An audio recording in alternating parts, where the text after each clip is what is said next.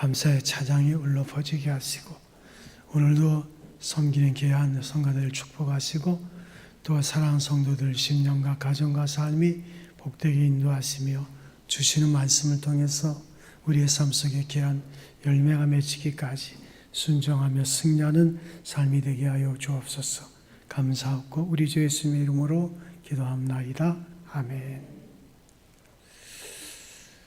자, 우리 대한민국 사람은 얼마나 행복한가 라는 것을 연구하는 서울대 행복연구센터와 카카오가 같이 105만 명을 조사했습니다. 그래서 대한민국 행복 리포트라는 그런 책을 발간했는데, 자, 거기서 보면 연령별로 행복 지수가 다 다릅니다. 가장 행복한 연령층이 남자로 10대입니다. 10대가 가장 행복하다고 느끼고, 여자는 갈수록 주관적 행복 지수가 높아져서 60대 이상에서 최고치를 기록했습니다.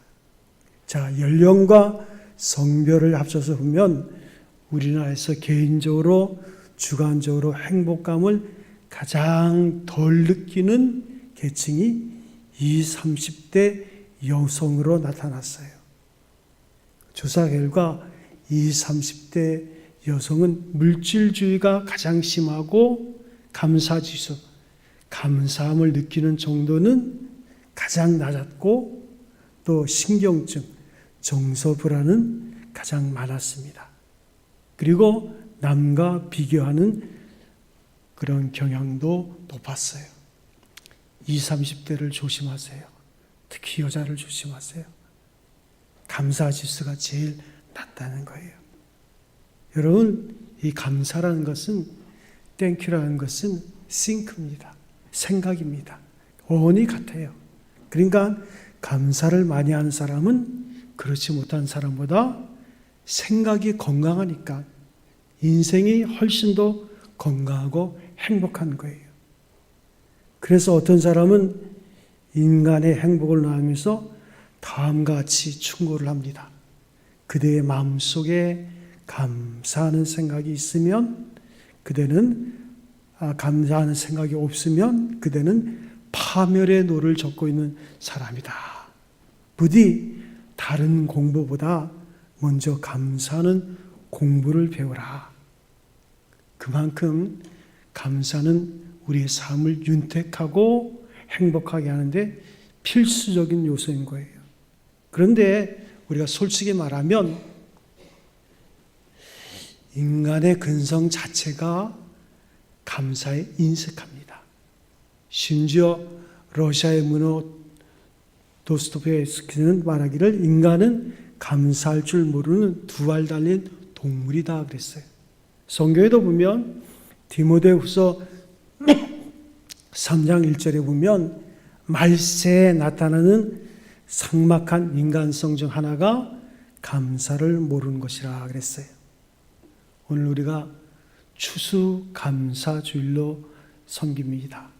한 해 동안 우리에게 베푸신 주님의 은혜를 생각하고 인간다운 삶을 향유할 수 있도록 우리 하나님의 자녀로 살게 하신 은혜를 돌이켜보면서 감사하는 주일이에요. 이런 주일을 우리가 맞이해서 늘 감사절이 되면 많은 성경을 인용하지만 특별히 오늘은 데살로니가전서 5장 18절 범사에 감사하라. 이는 너희를 향하신 하나님의 뜻이니라. 따라하겠습니다. 범사에 감사하라. 이는 너희를 향하신 하나님의 뜻이니라. 우리가 기도할 때마다 또 우리가 신앙적인 대화를 할 때마다 하나님의 뜻이 어딨나 이것을 가장 많이 묻잖아요. 하나님의 뜻은 항상 기뻐하고 쉬지 말고 기도하고 범사에 감사한 것이 그리스도 예수 안에서 우리를 향하신 하나님의 뜻입니다. 그래서 우리가 이 말씀 가운데 순종하면서 사는지 돌이켜보는 것은 대단한 의미가 있는 거예요. 우리가 하나님의 자녀로 범사에 감사할 때 영과 육이 건강하고 행복해질 수 있는 거예요. 우리가 이제 범사란 말 잘 사용하지 않지만 이 범사란 말은 세 가지 의미가 있습니다. 모든 일에 또 어떤 형편이든지 그럼에도 불구하고 무슨 일이 일어나도 감사라는 의미예요. 우리는 좋은 일에뿐만 아니라 안 좋은 일에도 감사해야 되는 거예요. 사소한 일에도 감사할 뿐 아니라 큰 일에도 감사해야 돼요. 그래서 감사치 않고 지나치는 것이 하나도 없게 하라는 거예요. 이것이 바로 범사에 감사라는 하나님의 말씀의 참된 뜻입니다. 그래서 하나님의 말씀하시는 감사는 막연히 느끼는 고마운 그런 감정이 아니라 하나님께서 말씀하시는 감사에는 적어도 세 가지 요소가 있어야 되는데 첫 번째는 감사는 마음이 담겨져 있어야 돼요. 여호와께서 내게 주신 모든 은혜를 무엇으로 보답할까? 하나님께서 이런 간절한 마음이 담긴 감사를 원하시는 거예요. 어떻게 보답하는 것이 하나님 앞에 감사드리는 것일까? 이런 간절한 마음이 감사하는 마음속에 있어야 됩니다. 두 번째로 궁극적인 감사의 대상은 결국은 하나님이십니다. 여호와의 이름을 부르면서 하나님이여 감사합니다. 오늘도 우리가 현성을 바치되 여호와께 감사하라.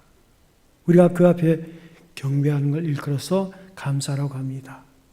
성경 누가복음 17장에 보면 10명의 문둥병자가 이제 길을 가다가 예수님을 만나요. 예수님을 만나는데 예수님에게 우리의 병을 고쳐달라고 했더니 예수님이 제사장에 가서 네 병을 고치라. 그 무슨 말이냐면 그때 당시에는 제사장의 문둥병자가 아닌가 그걸 확인을 하면 제사장이 인정하면 문둥병에서 나은 거예요. 그래서 그들이 예수님의 말을 믿고 제사장한테 달려가다가 도중에 병이 다 났습니다. 그런데 9명은 고맙다는 느낌을 가졌지만 그 이상 다른 행동을 하지 않았어요. 그런데 나머지 1명 사마리아 사람은 병이 나을 때 하나님이여 감사합니다 하고 소리를 지르면서 가던 일을 돌이켜서 예수님께로 다시 돌려왔습니다. 그러는 예수님 앞에 엎드려서 주님을 경배하면서 감사를 드린 거예요. 그때 예수님이 묻습니다. 나머지 9명은 어디 갔느냐? 그러면서 내 믿음이 너를 구원했느냐? 여러분, 감사할 때 하늘의 문이 열리는 거예요. 그러니까 하늘의 문을 여는 패스워드가 있어요. 그 열쇠는 뭘까요? 감사입니다. 그래서 제가 기도학교를 가르칠 때 어떻게 기도를 시작할까요? 물론 하나님 아버지께 기도합니다. 예수님의 이름으로 기도하고 성령께서 우리의 기도를 가르쳐 주는데 감사의 기도의 첫 마디는 감사예요. 어떤 일이 있든지 우리가 하나님 앞에 기도한다는 그 자체는 감사입니다. 그리고 기도가 언제 끝나느냐? 우리의 문제를 가지고 기도하다가 내 마음속에 진정 감사하는 마음이 나오면 기도는 거기서 끝나는 거예요. 그래서 우리가 감사는 하늘의 문을 여는 패스워드입니다. 또한 진정한 감사는 감사의 마음을 표현하는 예물을 들고 나오는 거예요. 만일 하나님 제 기도를 들어주시고 응답해 주시면 내가 이렇게 하겠습니다 하고 소원 기도를 했는데 정말 응답해 주시면 너무나 감사해서 자기가 소원한 것을 그대로 시행하는 겁니다. 한나가 아들을 달라고 기도하면서 정말로 하나님께 아들을 얻을 때 그 은혜에 감사해서 아들을 하나님 앞에 드립니다. 그래서 그 아들이 역사를 위해서 그 민족을 위해서 쓰임받는 지도자가 되는 것을 봐요. 다윗은 하나님 앞에 평생 기도한 것을 다 받고 나니까 너무 감사해서 말년에 자기가 쌓아놓았던 모든 재산을 성전을 짓는데 들음으로 솔로몬을 통해서 그 성전이 완성되는 것을 봅니다. 그래서 범사에 감사라고 할 때 그 감사하는 마음이 담겨야 되고 하나님께 경배하는 자세가 있어야 되고 그리고 경우에 따라서는 감사의 예물을 들고 하나님께 드리는 것이 포함되어야 됩니다. 이렇게 범사에 감사하면서 살아야 하나님께서 원하시는 뜻을 행하는 사람이라고 성경은 말씀하고 있습니다. 그런데 이 감사한다는 것 다시 말씀드리지만 이 굉장히 어려운 거예요. 고맙다는 느낌으로 머물면 안 되고 감사하는 말로 진정 감사를 해야 되는데 정말로 하나님께 드려지는 감사가 있어야 된다는 것. 적어도 우리가 하나님의 자녀라면 매 삶의 순간순간마다 하나님께 감사해야 돼요. 우리가 지금도 전 세계를 보면 인구의 10분의 1이 하루 생활비가 1달러입니다.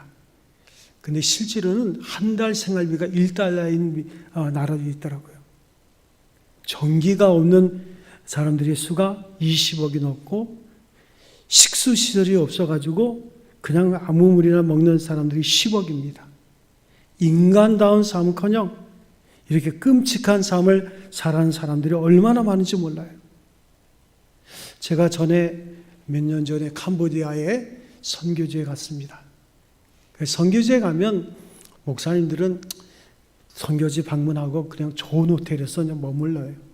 근데 그 엄청나게 캄보디아에서 제일 좋은 호텔에 머물렀는데 그 앞에 보니까 메콩강이 흘러요.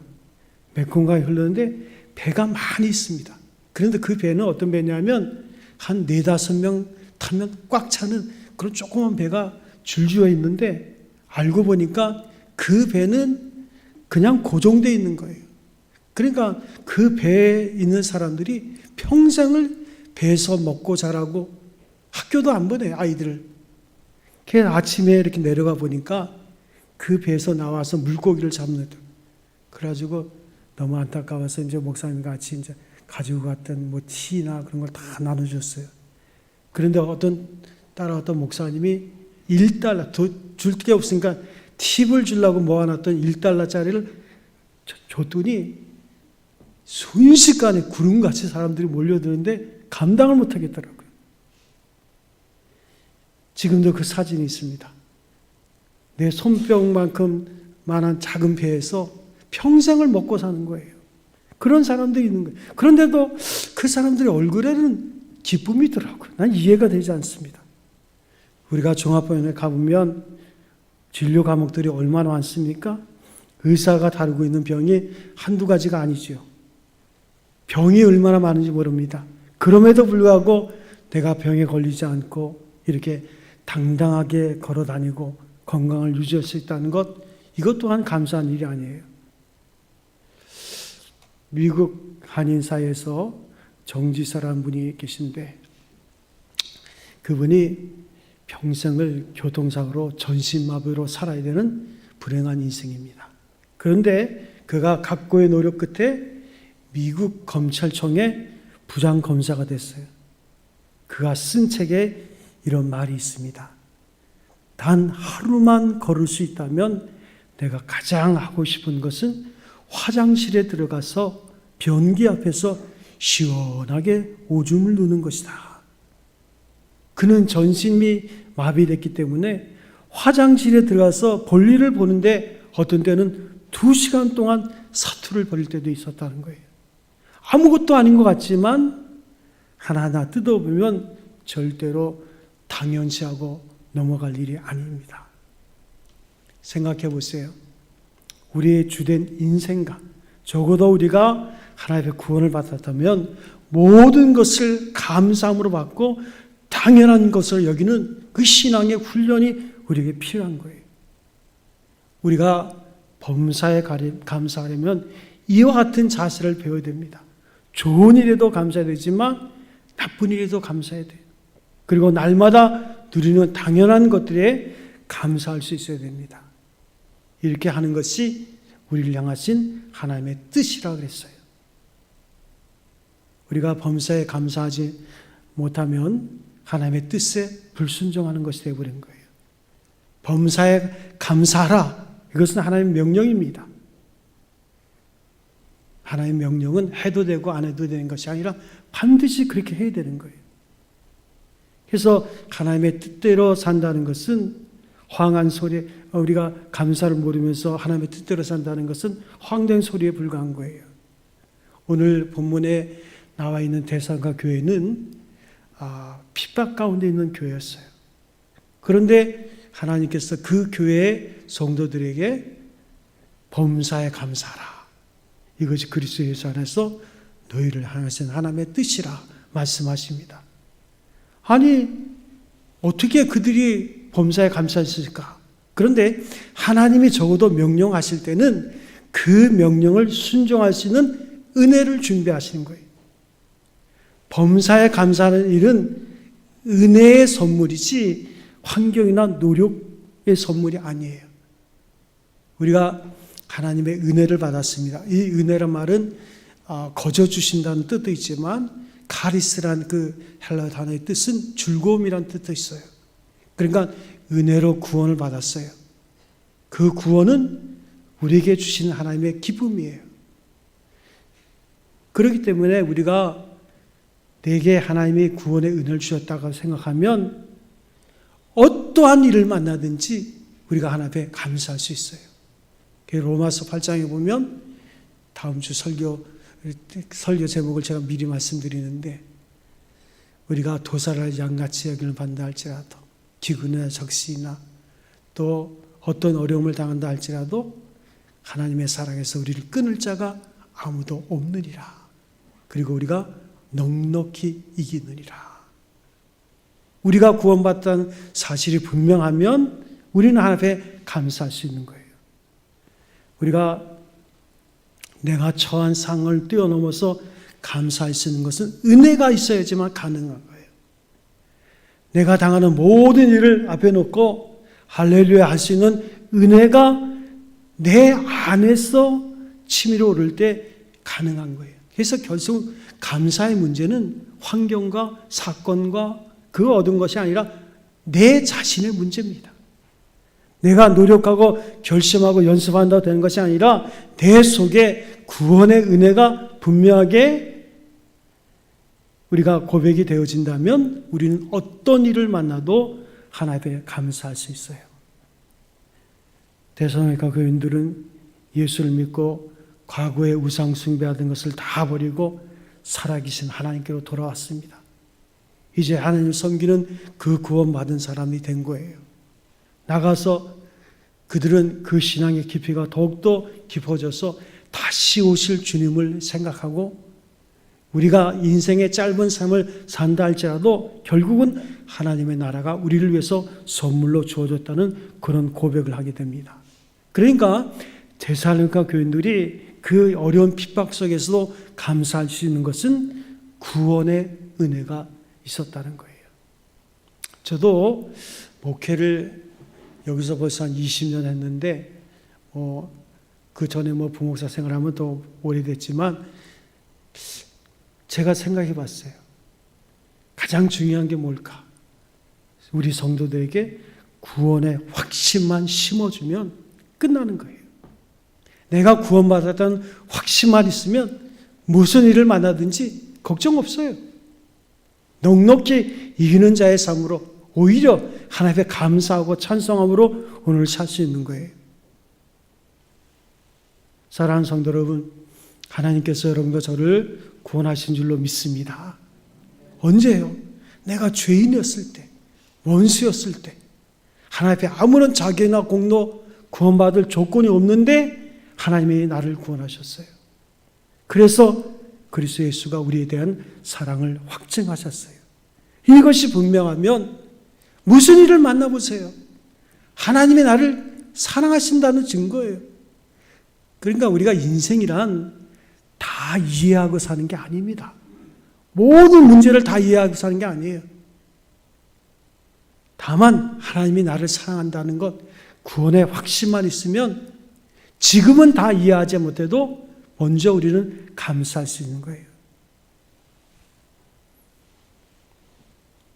비록 우리가 세상에서 당하는 이런 일 저런 일 참 땅에서는 중하게 보이는 일이지만 하늘나라의 영광에 비춰보면 아무것도 아니죠.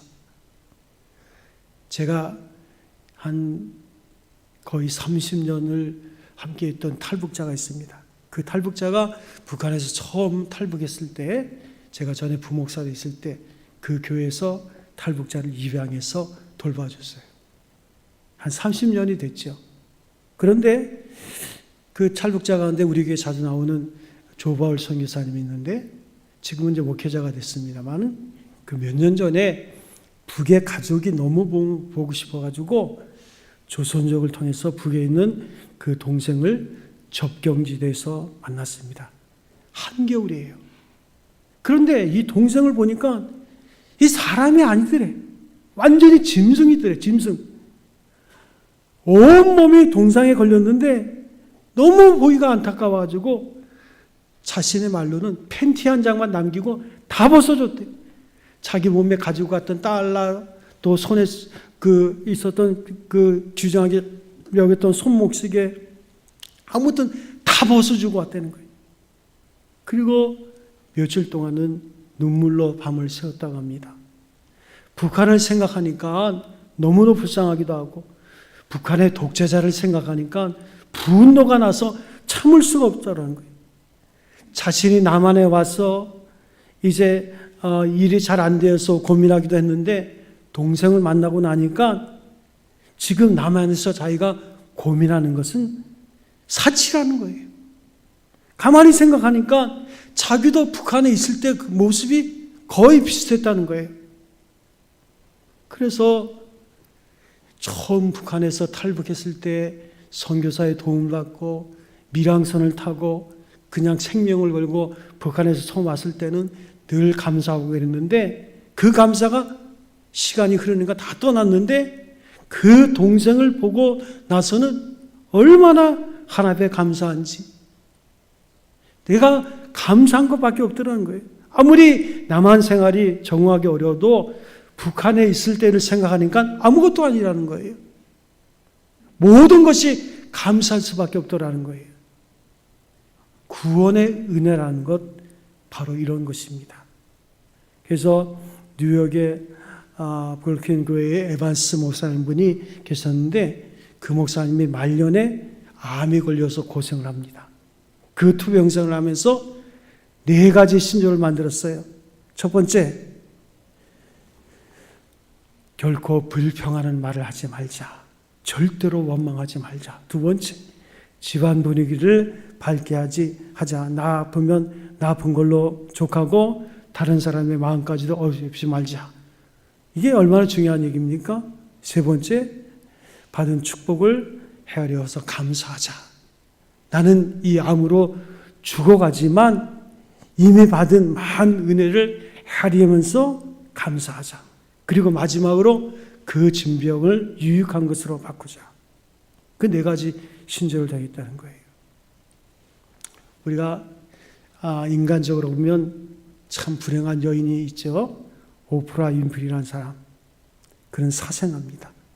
아마 세상에서 가장 불행한 여인 중에 한 사람이 아닐까 생각합니다. 아버지가 누군지 몰라요. 왜냐하면 그 엄마가 워낙 발음을 많이 펴가지고 아버지가 누군지 정확하게 모릅니다. 또 본인 자신도 14살 때 임신했어요.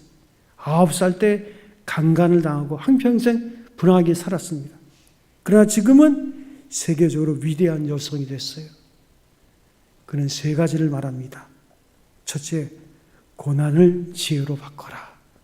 두 번째는 사소한 일도 소중하게 여기라. 사건마다 중요한 하나님의 뜻과 경륜이 있다는 거예요. 그리고 세 번째가 중요합니다. 감사하기를 배워라. 어떤 역경 속에서도 은혜에 감사하는 것을 배워라. 그래서 그는 아침에 일어나면 반드시 10가지 감사를 먼저 생각하고 하루를 시작한다는 거예요. 그 감사는 간단합니다. 내게 생명 주신 것부터 감사하면서 시작해가지고 내가 오토미를 먹을 수 있도록 이 별거 아닌 것을 가지고 10가지를 만드는 거예요. 그리고 4번째는 꿈을 잃지 마라. 그런데 아직은 결혼에 대한 자신은 없어가지고 결혼 안 하고 홀로 살고 있습니다마는 미국에서 영향력을 주는 10대 여인 가운데 그의 이름이 올라 있습니다. 여러분, 어느 각도에서 보냐가 문제예요. 무엇을 생각하냐에 따라서 감사가 되고 원망이 될 수 있는 거예요. 환경이 바뀌고 여건이 바뀌고 세상이 달라지기를 한평생 기다려봤자 그 사람에 있어서는 절대로 감사가 나오지 않습니다. 여러분, 복이 무엇일까요? 감사한 마음이 우러나는 것, 이게 복이에요. 그 생각 속에서 감사한 마음이 우러나는 것, 이게 복이에요. 그러면 잘 산다고 복입니까? 아닙니다. 가졌다고 복입니까? 아니에요. 출세했다고 복이 아니에요. 감사하는 마음이 충만하면 이것이야말로 복입니다. 여러분, 한번 생각해 보세요. 어디까지 감사할 수 있습니까? 어느 지경까지 감사할 수 있습니까? 어디까지 감사할 수 있어요?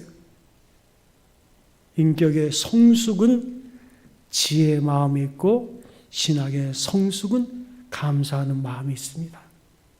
여러분, 내가 감사할 때에 하나님께 영광이 되고, 내가 감사할 때 행복한 자가 되고, 내가 감사할 때 모든 사람을 행복하게 할 수 있는 줄로 믿습니다. 우리 찬송 간증할까요? 날 구원하신 주 감사. 찬송가 219장입니다. 219장 세기복음 찬송가.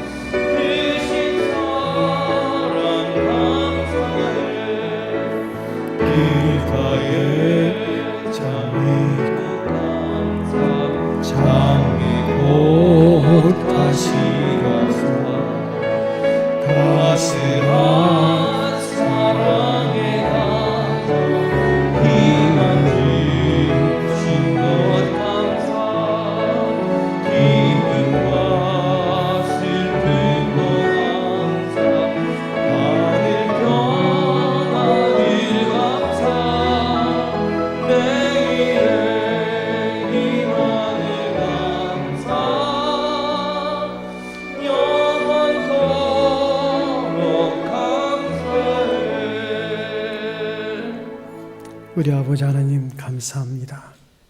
지난 한 해 동안도 여러 가지 우여곡절의 삶 속에도 오늘도 이렇게 감사합니다 고백할 수 있는 믿음을 주시니 감사합니다. 범사에 감사라고 우리를 향해서 명령하시는 하나님 아버지, 이렇게 명령하신 이유는 우리가 너무나 큰 구원을 받았기 때문이요, 우리 앞에는 하나님의 나라가 기다리고 있기 때문입니다. 무엇으로 바꿀 수 없는 이 큰 구원의 은혜를 우리가 값없이 얻었고, 이 은혜 안에서 좋은 일도 감사하고 나쁜 일도 감사하고 큰 일도 작은 일도 감사하고 어떠한 일이 일어나도 하나님 앞에 감사할 수 있다고 말씀하시는 것을 깨닫게 해주시니 감사합니다.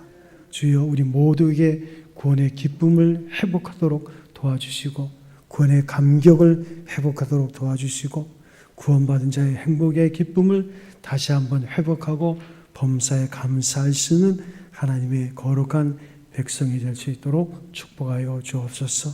주님의 은혜와 사랑 감사하고 우리 주 예수님의 이름으로 기도합나이다. 아멘. 우리 찬송가